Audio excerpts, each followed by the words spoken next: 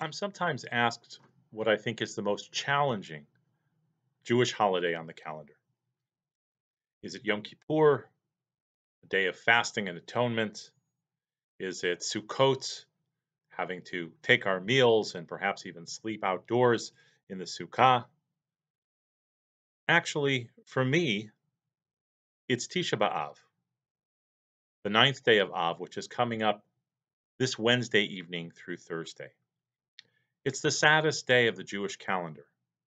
It's the day when we remember the destruction of the first temple, the second temple, and many other tragedies and catastrophes that befell our people over the centuries.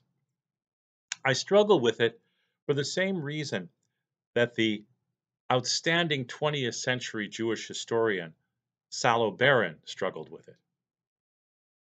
In a 1963 paper entitled New Emphases in Jewish History, Dr. Baron wrote, "All my life, I have been struggling against the hitherto dominant lachrymose conception of Jewish history, because I felt that an overemphasis on Jewish sufferings distorted the total picture of the Jewish historic evolution."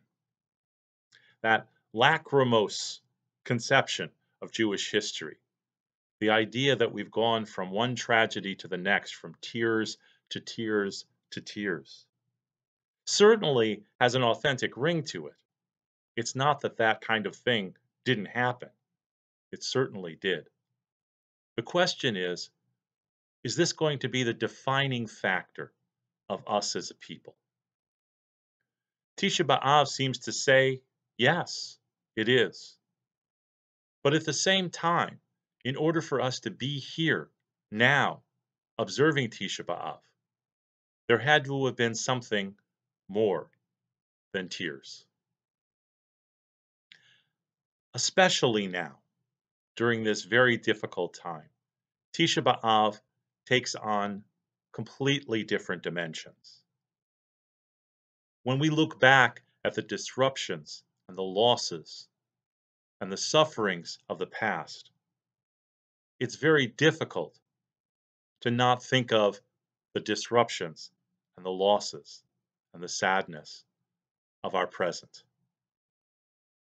And so this year, in observing Tisha B'Av, our community, the Jewish community in Central Florida, is going to take a little bit different approach.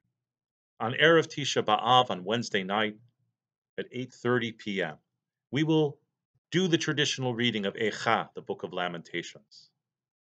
But our focus is going to be the line from Psalm 30, Hafachta mispedi lamacholi, you turned my mourning into dancing. And we'll be looking at not just loss, but recovery, not just sadness, but the opportunity for joy, and not just what went wrong, but what we can hope for the future. I wish you all Shabbat Shalom u'Mivorach, a blessed and a peaceful Shabbat.